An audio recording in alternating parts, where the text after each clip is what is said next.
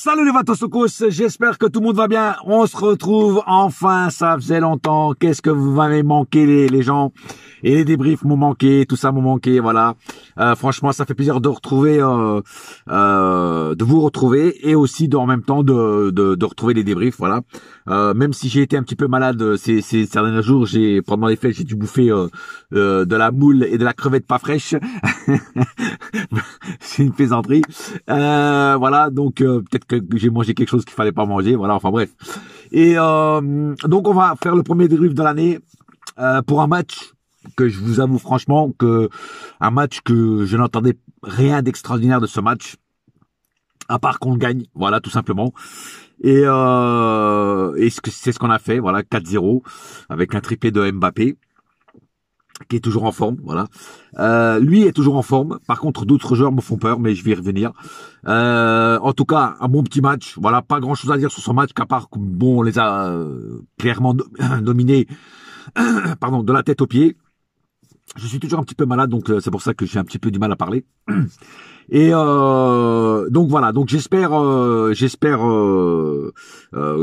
continuer à avoir des victoires du Paris Saint-Germain et très content aussi de la compo. Pour une fois, Pochettino a fait jouer beaucoup de titis parisiens. Bon, après contre une équipe comme Vannes, et ce n'est pas une vanne.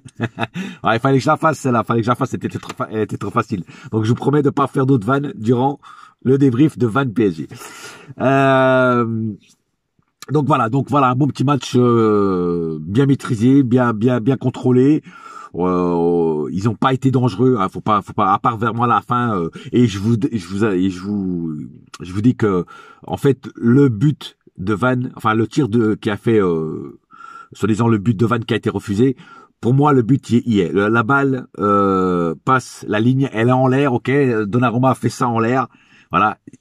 Sur ces matchs-là, il n'y a pas la goal line technologie, mais je pense que s'il y aurait eu la goal line technologie, le but aurait été accepté. Et ça n'aurait été que juste pour eux qui se sont battus avec leurs armes. Et mais pour moi, le but est valable parce que on voit bien le ballon passer la ligne. C'est vrai qu'il est en l'air, mais il passe la ligne. Donc pour moi, le but aurait dû être accordé, mais bon, c'est comme ça. 4-0 et c'est tant mieux pour nous, je vais vous dire. Mais j'attends évidemment des matchs beaucoup plus intenses avec des équipes beaucoup plus intenses devant aussi qui vont nous créer des problèmes en face aussi. Voilà. Donc on va passer au stade du match. Ça sera un débrief qui sera pas super long parce qu'il n'y a pas grand chose à dire, hein, donc voilà. Donc 9 tirs du côté de Vannes, 25 du côté du PSG. Bon là il y a vraiment un écrasement total. 3 tirs cadrés du côté de Vannes, 11 du côté PSG, 34% de possession côté Vannes, 66 du côté PSG. Alors wow. Alors alors là il doit y avoir un problème, je pense, dans mes statistiques. Parce qu'il y a marqué 0 passe, autant d'un côté comme de l'autre. Je pense que là, il y a dû avoir un problème de logistique, on va dire ça comme ça. Bon, on va passer sur les passes. 9 fautes du côté Vannes, 14 du côté PSG. Un carton jaune du côté Vannes, 2 du côté PSG. Carton rouge 0. Hors-jeu 0. Et corner 2 du côté Vannes et 7 du côté PSG. Voilà, donc il n'y a pas les statistiques des passes, mais ils ont peut-être dû oublier, voilà, parce qu'il y a eu des passes, hein, évidemment. Passons tout de suite au cas par cas. Alors, Donnarumma, monsieur était en vacances, hein, il faut se l'admettre. Je l'ai même vu s'asseoir contre un poteau en train de bouffer des spaghettis ardente, parce que le mec il a rien fait, frère, il a rien fait. À part à la fin, la petite sortie là, mais le reste, il a bouffé son petit plat de spaghetti ardente et c'est bon quoi. Je veux dire, il a rien fait. Il a rien eu à faire, frère. Donc c'est très dur de juger un gardien quand le gardien est en train de manger des pâtes, quoi. Tu vois ce que je veux dire? Voilà. Dagba n'a pas été dégueulasse. Dagba était intéressant dans l'ensemble, a fait des bons matchs. Donc est-ce que ça va être un titulaire indiscutable durant que Hakimi est à la CAN? Ça c'est une autre histoire. Est-ce qu'il y aura une arrivée du côté droit pour combler le vide qu'a laissé Hakimi? Je sais pas, parce que si Dagba se blesse, qui on va mettre sur le côté droit? Kerrer, c'est pas un défenseur droit, c'est un défenseur central. Mais bon. Bon, on verra bien ce qui se passera dans les prochaines semaines, les prochains jours, prochaines semaines. Kerrer, très propre, le jeu de Kerrer ce soir. Alors, il sort blessé, oui, mais jusqu'à sa blessure, jusqu'à sa sortie, pardon, il a fait un match très propre, très intelligent. En plus, il jouait à son poste, donc pourquoi pas le faire jouer tout le temps à son poste? Oui, mais après, voilà. Le problème, c'est qu'il y a un Marquinhos, un monstre qui s'appelle Marquinhos à la place et qui ne lui laisse jamais sa place. Voilà, c'est ça le problème.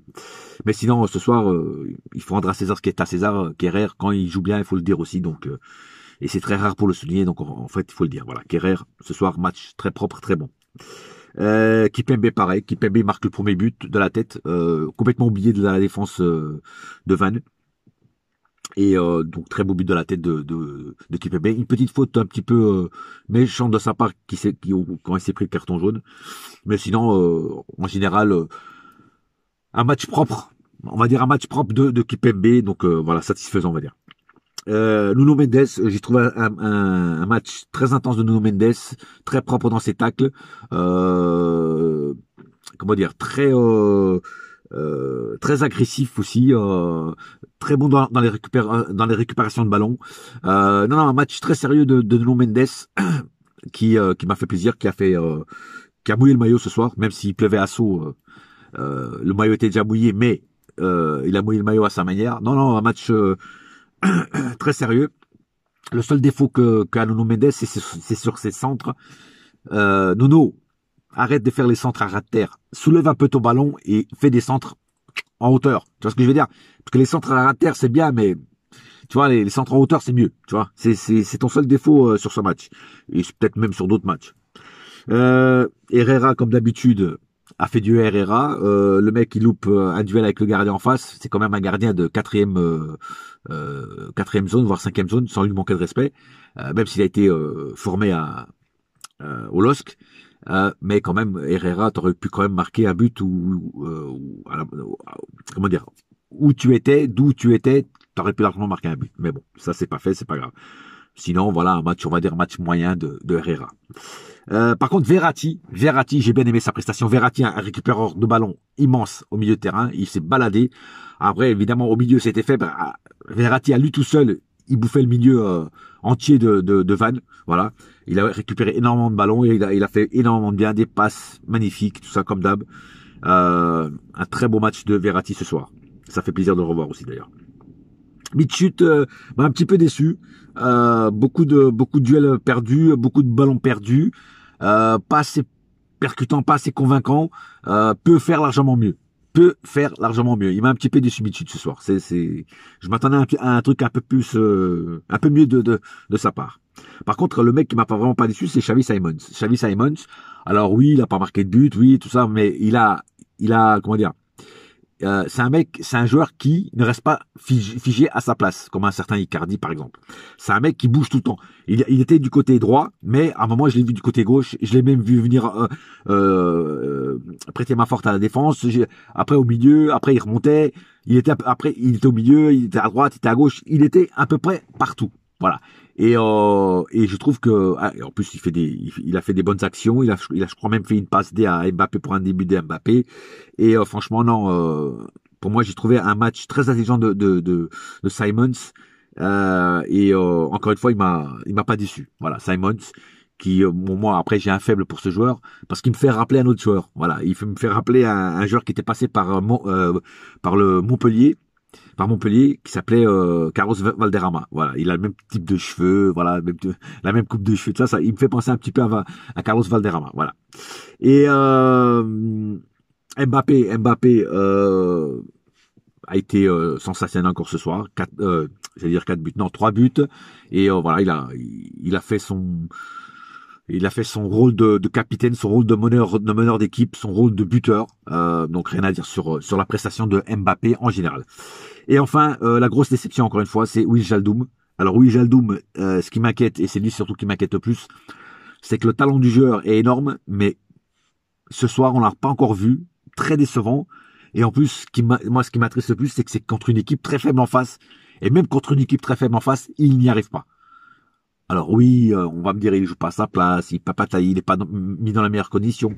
Mais merde, Arrêtez de lui trouver des excuses. En face, c'était Van, frère, Van. Même qu'il joue pas à sa place, il aurait dû dominer les joueurs. Tu vois ce que je veux dire? Il aurait dû les dominer beaucoup plus facilement. Il aurait dû même marquer un but. Tu vois ce que je veux dire? Voilà. Donc moi, franchement, ce joueur m'inquiète beaucoup et je commence vraiment à me poser des questions s'il faut le garder ou s'il faut le vendre. Parce que là, ça commence vraiment à faire beaucoup. Beaucoup, beaucoup, beaucoup. Donc on va attendre quand même jusqu'à la fin de la saison. Sauf s'il est vendu cet hiver. Mais sinon, on va attendre jusqu'à la fin de la saison et après on fera le bilan sur ce joueur. Mais pour l'instant, c'est c'est que des points négatifs. Que des points négatifs. Voilà, je vous le dis. Voilà. Et sinon, tous les petits Parisiens qui sont rentrés, ça va, ils ont pas fait des rentrées dégueulasses. Il y en a un qui me plaît surtout, c'est Garbi. Hein. Moi, Garbi, je trouve son profil très intéressant, très voilà. Là, il a joué que 5 minutes, mais avant, il avait joué avec l'autre match, il avait joué un peu plus longtemps. Je trouve que c'est un joueur qui est agressif sur le porteur de ballon, qui essaie toujours de trouver des solutions les plus comment dire, les plus radicales et les meilleures pour soit pour lui ou pour ses collègues, et de faire mal à l'adversaire. Voilà. Donc c'est un petit Titi intéressant à suivre. Il a 16 ans, 17 ans, je crois, et faudra le suivre parce qu'il est, s'il s'améliore, si s'abîme pas au long des années, franchement, je pense que ça peut devenir un grand joueur. Voilà.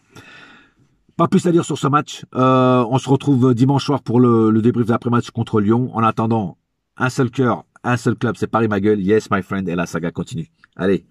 Bouya!